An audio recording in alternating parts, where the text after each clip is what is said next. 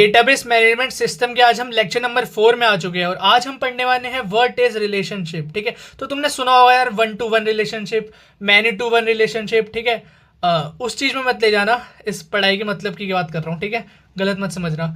तो चालू करते हैं यार। स्वागत है आपका कोड विद यश में। तो आज हम लेक्चर नंबर 4 पे आ गए हैं डीबीएमएस के। ठीक है, तो डीबीएमएस में रिलेशनशिप क्या होती है, वैसे तो तुम्हें पता होगा क्या होती है, बट डीबीएमएस में जान लेते हैं। इसमें भी वही होता है सेम, यहाँ पे 1-to-1 मैनी टू वन ये सब चलता रहता है, पर देख लेते हैं। तो relational database management system allows us to create relationship among the different tables. ठीक है, तो आपको पता होगा आरडीबीएमएस में हम टेबल्स बनाते हैं। ठीक है, दो टेबल्स के बीच में रिलेशन भी हमें बनाना पड़ेगा। ठीक है, तो आरडीबीएमएस क्या करता है, हमें अलाउ करता है दो टेबल के बीच में रिलेशन बनाने का। ठीक है, तो सबसे पहली रिलेशन जो आती है वो 1-to-1 आती है, मतलब एक के साथ एक ही है। ठीक है, तो इसमें क्या होता है, if each record of table interrelated to only each record of another table. ठीक है, तो हर एक टेबल में एक एलिमेंट जो है वो दूसरे टेबल के एक एलिमेंट के साथ ही रिलेटेड होगा, उसे बोलते हैं 1-to-1 की एक के साथ एक का रिलेशन है। ठीक है, एग्जाम्पल में देख लेते हैं। जैसे एग्जाम्पल ले लिया हमने, एक हम पे टेबल है पर्सन नाम की, एक है पासपोर्ट नाम की। ठीक है, तो यहाँ पे देखो पर्सन में अमित है जिसकी आईडी 100 है, और एक पीयूष है जिसकी आईडी 200। ठीक है, पासपोर्ट में इस 100 की आईडी क्या है, पासपोर्ट 1001, और इस 200 की पासपोर्ट 1002। ठीक है, तो अगर हम यहाँ पे देखें तो ये हमारी प्राइमरी की हो जाएगी। क्या हो जाएगी, प्राइमरी की।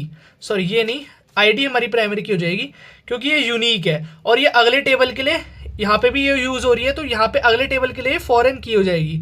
ठीक है, तो ये आईडी हमारी जो है वो रिलेशनशिप डिसाइड कर रही है कि इसको और यहाँ भी ऐसी है, तो ये सब मिला देंगे हम। अमित की डिटेल्स ये हो जाएगी, पासपोर्ट ये हो जाएगा, पास नंबर ये हो जाएगा। ठीक है, और पीयूष की डिटेल्स ये हो जाएगी और ये हो जाएगा। तो यहाँ पे एक के साथ एक का रिलेशन है। ठीक है, तो आईडी हमारी यहाँ की प्राइमरी की हो जाएगी क्योंकि यूनिक है, और अगले में उससे यूज़ कर रहा है वो, तो उसके लिए वो फॉरेन की हो जाएगी। ठीक है, तो ये होता है 1-to-1। अगली आती है 1-to-many कि एक के साथ बहुत सारी। ठीक है, if one record of a table is interrelated to multiple records of another table. ठीक है, तो एक रिकॉर्ड टेबल में दूसरे टेबल के बहुत सारे रिकॉर्ड से इंटर रिलेटेड है, तो उसे बोलते हैं 1-to-many। ये डेफिनेशन याद रख लेना यार, ये पेपर में एग्जैक्ट आपको, और ये क्वेश्चन जरूर आता है। ठीक है, ये पेपर में आप डायरेक्ट लिख सकते हो। ठीक है, 1-to-1 की थी, देख लो एक बार। If each record of table interrelated to only each record of another table. ठीक है, और 1-to-many की है if each record of table is interrelated to multiple records of another table. ठीक है, तो इसका एग्जाम्पल देख लेते हैं एक बार।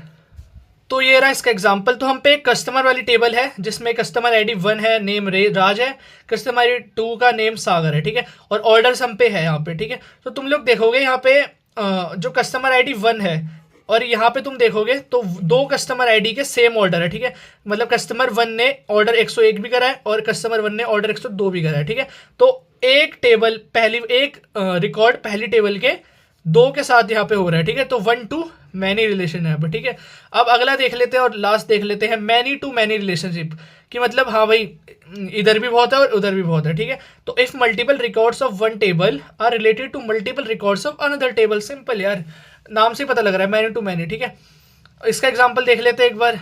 तो जैसे यहाँ पे स्टूडेंट्स हैं हम पे प्रबल, राज, शिवम। ठीक है, 101, 102, 103।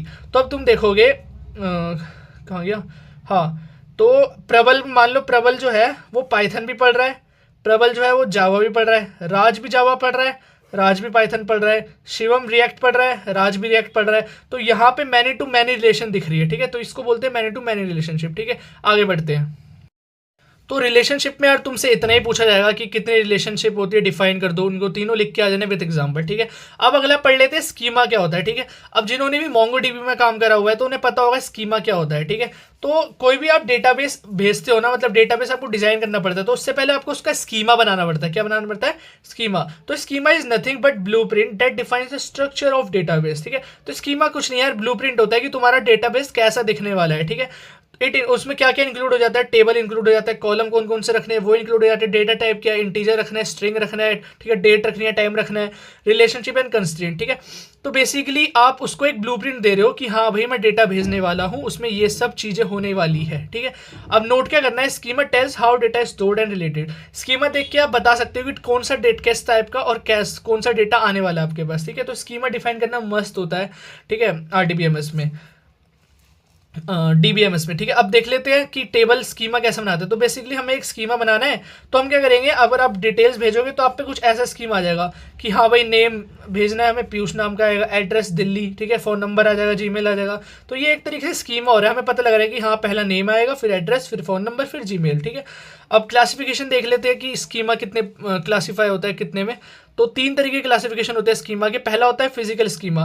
Physical schema basically defines how data is stored on storage media. तो एक तरीके से फिजिकल दिखाता है कि फिजिकली दिखाता है कि डेटा जो है वो कैसे स्टोर होने वाला है हमारे मीडिया में, ठीक है। फिर आता है लॉजिकल स्कीमा। लॉजिकल स्कीमा में जैसे मैंने ऊपर दिखाया था, ये स्ट्रक्चर बताता है डेटाबेस का in terms of tables, columns and relationship. तो बेसिकली स्ट्रक्चर ये दिखाता है कि लॉजिकल स्कीमा कैसा दिखेगा, ठीक है। फिर तीसरा आता है व्यू स्कीमा। व्यू स्कीमा क्या है, defines how data is presented to user including access control specific view. अब तुम्हें कैसा वो डेटा मिलने वाला है, स्कीमा बना दिया तो तुम्हें कैसा दिखने वाला है वो डेटाबेस, वो दिखाता है व्यू स्कीमा, ठीक है। तो इस लेक्चर में इतने रखते हैं, हमने रिलेशनशिप और स्कीमा देख ली है। अब अगले उसमें हम कीज पढ़ेंगे, जो भी प्राइमरी की, फॉरेन की होती है, वो सब चीज़ें जो कि बहुत इंपॉर्टेंट है पेपर के लिए, वो पढ़ेंगे, ठीक है। तो मजा आ रहा हो आपको इस लेक्चर में? अगर आ रहा है तो कमेंट दे दिया करो यार, मेरे को भी अच्छा लगेगा, सपोर्ट मिलता है, ठीक है। और लाइक करो, सब्सक्राइब करो और आने वाली वीडियोस को एंजॉय करो। बाय।